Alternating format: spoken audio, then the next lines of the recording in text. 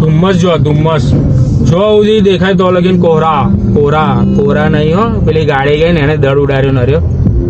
ભાઈ લોકો એટલા ઉતાવળિયા થયા છે. રાતના એ લોકો વેઇટ કરે છે.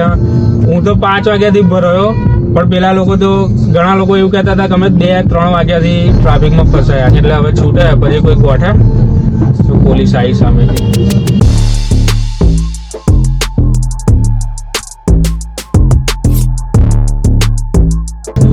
જો આ રીતે કાઢવી પડે. જોઈ અહીંથી થઈને ત્યાંથી થઈ બધા લોકો સાપોલિયાની જેમ જ આજે કોઈ રૂલ્સ, આ જે લોકો છે ને બધા દાડે રૂલ સમજાવતા હોય, પણ આજે કોઈ રૂલ્સ ફોલો નહીં કરે. બધા એટલા કાયા થયા છે.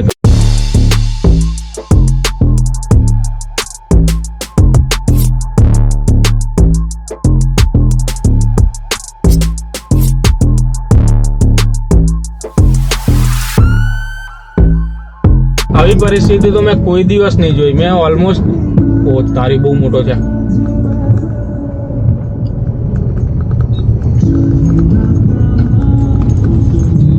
આપણી બ્રેઝા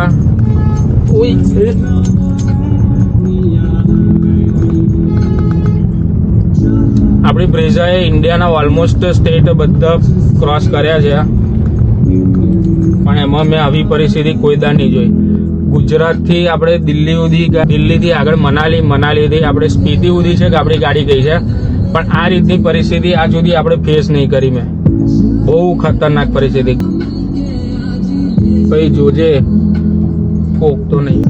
6 લેન હાઈવે છે તો 6 લેન હાઈવે એકદમ આખો બ્લોક કેમ નો થઈ જાય?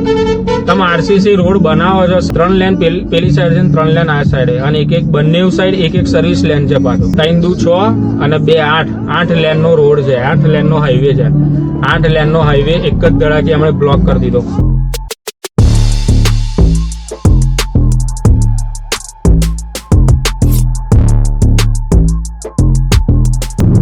વિડીયો એન્ડ થવાની રાહ જોતા હતા. જોયું ફાઇનલી જેવો વિડીયો એન્ડ કર્યો તરત ટ્રાફિક ખુલી ગયો. ચશ્મા પહેરો પહેલા જો આયા.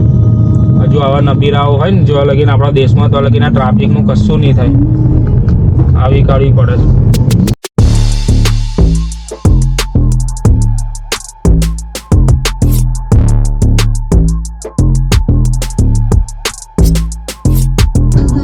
જો કે અહીંથી હું નીકળીશ તો સામે ટ્રાફિક જ છે. પાછું જતી ઘડી આજ પરેશાનીઓનો સામનો કરવાનો છે આજે.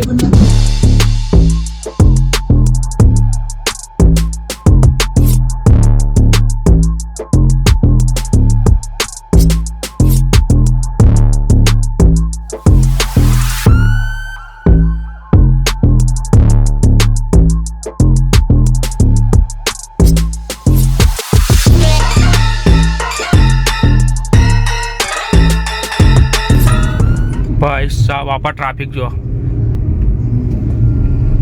બોલો, ખાલી ગાડીઓની લાઈન જો. જે હું 5 વાગ્યાથી 11 વાગ્યા સુધી મેં જે તપ ધર્યું એ હવે આ લોકોને ધરવાનું છે. અને આ લાઈનમાં હમણાં હું જોડાઈ જઈશ, કારણ કે પાછો હું આ લાઈનમાં જ જવાનો છું. ઘેર મેં જોયું છે કે છેક રોડ ઉપર કોઈ મેજર એવું કામ ચાલતું નહીં, રોડ બંધ કરવો પડે કંઈએ નહીં એમ. આ રોડ તો જો આરસીસી થયો જ નહીં, સામેવાળો આરસીસી થયો એની માટે આટલું બધું બંધ કરી દીધું છે.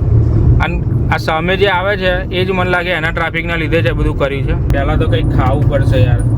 ગરીબ જેવો ફીલ કરું છું. ગાડીએ મારી એટલી ગંદી થઈ ગઈ છે દળદળવાળી, અને મારે ખાવું છે. પહેલું તો જે મળે ચણા મમરા જે હોય ખાવું પડશે. ક્યાંની વાત કઈ છે? અરે ખોલ્યો હા હા, હમણાં અહીં સીધું હેલિકોપ્ટર ઊભું છે આગળ, એ સીધું એમ જ ચડાવવાની છે ગાડી. ના ના, ગાડી એની અંદર ચડાવવાની. वही मेन सूत्रधार है. हाँ, अभी अपन वकील साहब के घर पे आइला है, बोले तो उनकी वेल्डिंग एनिवर्सरी है. Okay bye. કેમ કે પડે એનાકોન્ડા પહેલા આપણે આગળ જ પડ્યો. જો અંગ્રેજોના બનાવેલા પુલ, આ બધા અંગ્રેજો આવા બ્રિજ બનાવીને ગયેલા. આ રોડ ઉપર તો એટલા બધા છે. અને ભરૂચમાં અંદર જૂનો બ્રિજ છે અંગ્રેજોનો બનાવેલો લોખંડનો. પડું થઈ રહી ભાઈની ટ્રક જો બહુ હિંમત ભર્યું કામ કરે. रियल खतरों की खिलाड़ी એક્સપ્રેસ હાઈવે પર બાઇકો જો આગળ તમે રીલોમાં વિડીયોમાં જોયું હશે આજે લાઈવ બતાવ્યું આ જો નેશનલ 48 તો પેલી સાઈડ છે એક્સપ્રેસ વે છે 2 લેન વાળો મોગલી આયા મળવા મોગલી જા લે દૂધ લે રેની આવ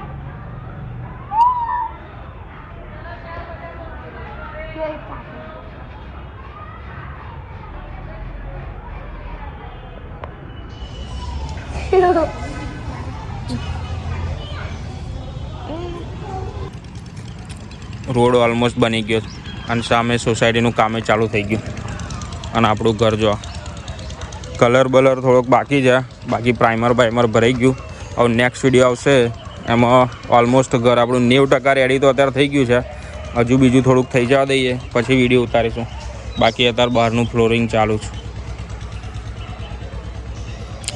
હજુ પ્રોપર ફ્લોરિંગ થયું નહીં એકવાર થઈ જશે ને પછી હજુ મોટું લાગશે અને આ પાછળ જંગલ યુરોપ કન્ટ્રીનું કોઈ ખેતર હોય એવું લાગે છે ને ખેતરમાંથી જે અવાજ આવે ને એ ખાલી સાંભળો કેટલું શાંત વાતાવરણ છે અવાજ સાંભળો ખાલી